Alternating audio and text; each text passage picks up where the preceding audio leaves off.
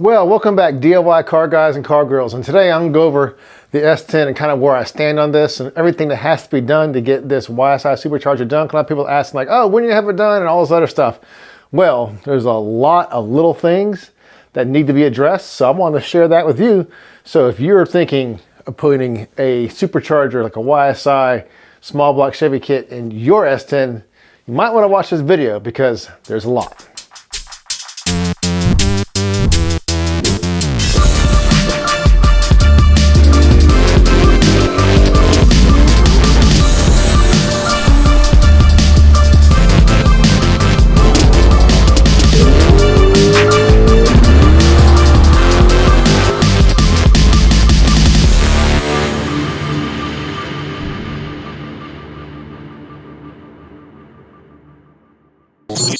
All right, so first of all, mine's gonna be definitely a little more challenging because I am putting the radiator in the back.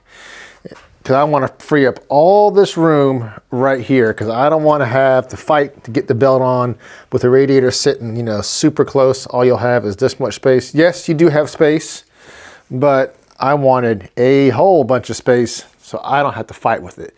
So that was the first thing that's gonna make this a little more challenging. And you see this guy right here? This is going to be the inlet right here.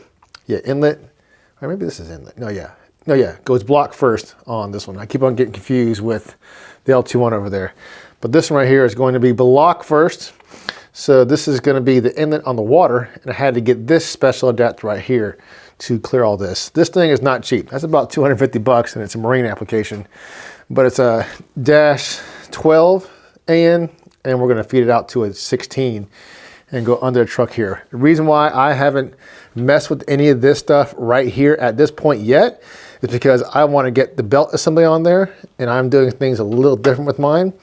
Down here, if you look, we have this guy right here. See this guy? This is gonna be somewhere around here's.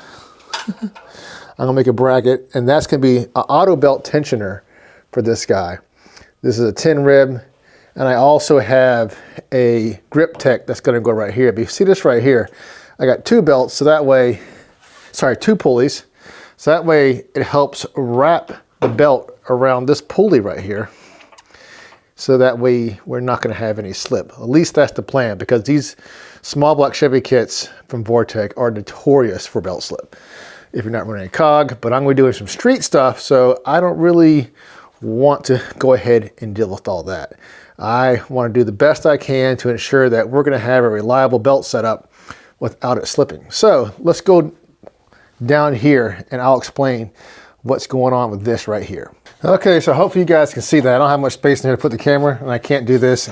Gotta have my hands free while I'm doing this so I can explain to you what's going on. So a lot of people are wondering, like, man, these things stick out so far, and they do, but there is a reason that they stick out that far, because picture this. Right around here is where I'm gonna have to make a bracket for alternator. Not sure exactly how I'm gonna make it yet, but we're gonna make it fit right around there. That makes sense. So that way we have the belt for the alternator right here, and this is the drain for the blower. And I'm gonna feed it into where, the mechanical water pumps would go, which is right here. So I'm gonna make a plate right here, and the drain's gonna go down. It's all downhill to this guy right here.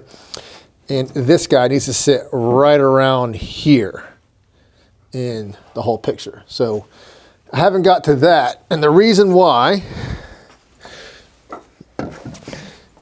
is because I am not using this balancer right here. This balancer is going to be an ATI balancer with a thicker hub and all that to give this a little more support so I don't crack stuff, because I'm gonna be spinning this to 7,000 RPM, which is the reason for all this. And if you look right here, this is from McMaster Car. These are stronger than grade 8. So instead of using bolts like these guys right here to go in, we're gonna stud this. I wanna give this all the strength that I can give it. So there's a stud here, which every single one of these is stronger. These guys right here, these all threads are stronger than grade 8. It's the next level up in the scale. So that should be pretty strong for this. So one thing I don't like about this, let me change the camera angle again now that we can see this. But before I change the camera angle, let me put this on here, and then let me get this to stay. It might not stay, but if you could push it on me a little better. It might not stay, but let's look at this. So basically, this is in, the belt's gonna come out right around here.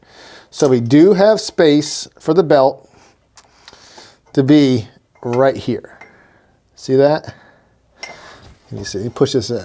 See right here? This is going to be kind of where the belt goes, right around here. So we do have room for this alternator bracket right here, this pulley, to clear. So it's going to be kind of like, probably right around like this. See that? All right, then move the camera. I was able to put the camera a little better spot where you guys can see this. So up here is where the belt's going to go. And this is kind of the alignment where it needs to be. So you can see the reason why that pulley sits out this far is because it has to, because there's no way to get the alternator in this configuration to work on a small block Chevy the way this is. It's just very difficult. Maybe in a different setup, different pulley setup, it will work better, but in this standard configuration with the V-belt, that is about as close as you're gonna be able to get it. So, which brings me to another problem. The belt only lines up with this bracket assembly right here. Let me get my crank trigger out.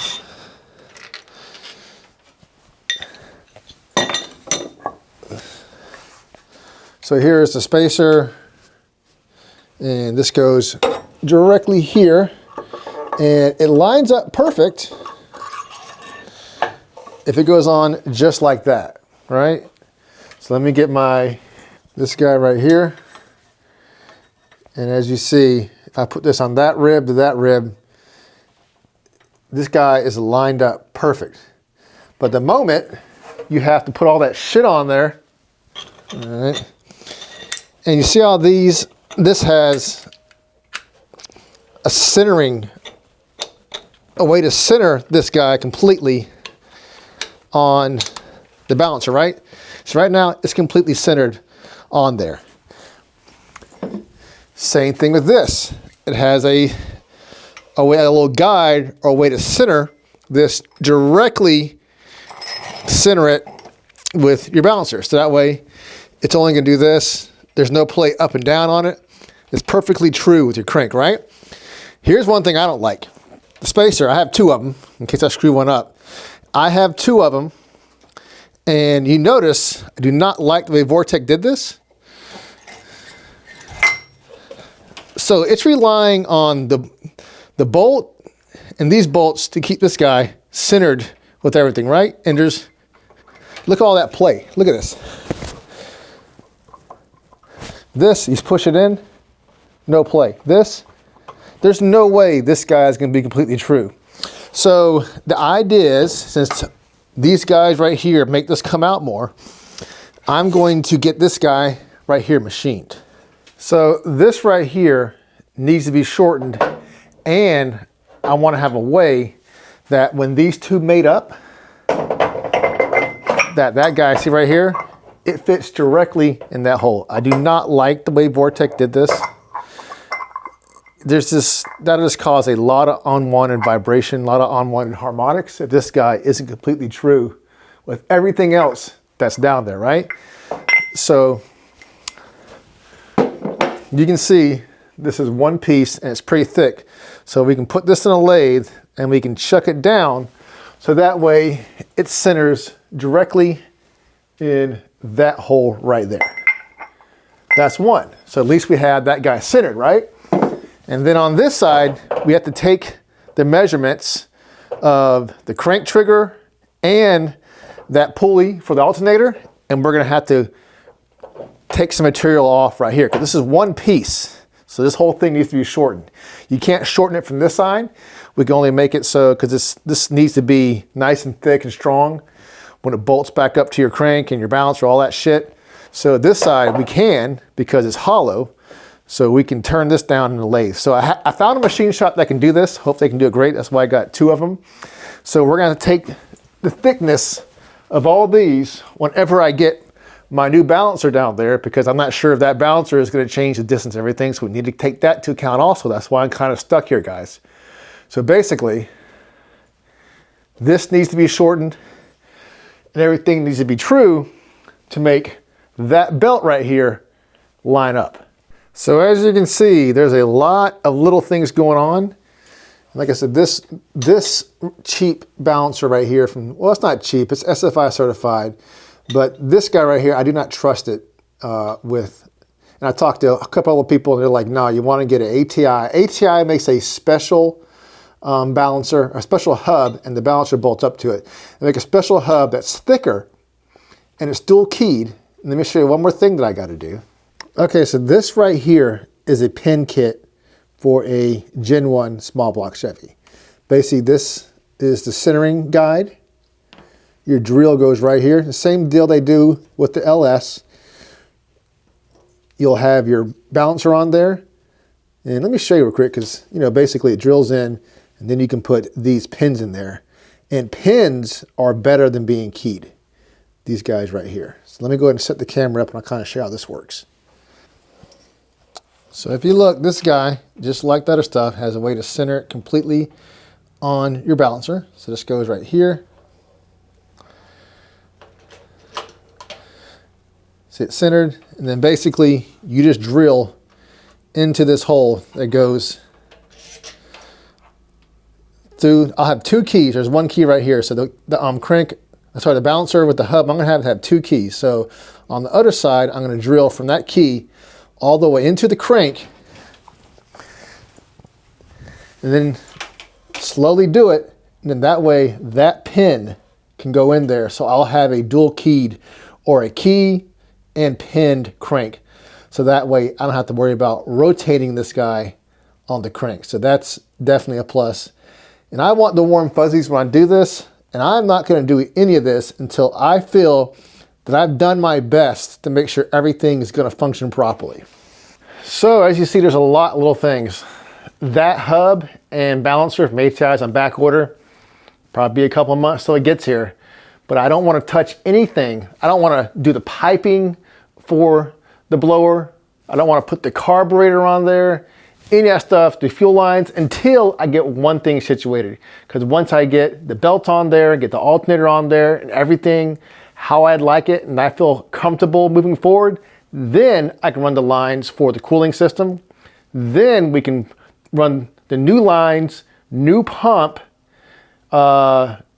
new regulator, all that for the fuel system, because that has to change. So there's a lot of little things that I have to do, and I'm gonna do one thing at a time. I'm not gonna jump to the next one. I wanna make sure one section is situated so I know how it's all gonna sit before I move on to the next section that I gotta do.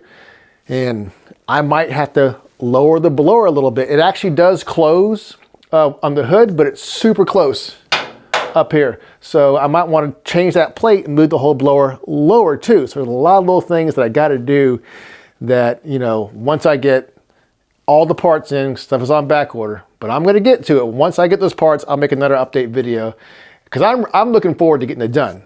But it's a lot of little things. I hope you guys understand, you see it. Subscribe, we're gonna get it done. Until next time, peace.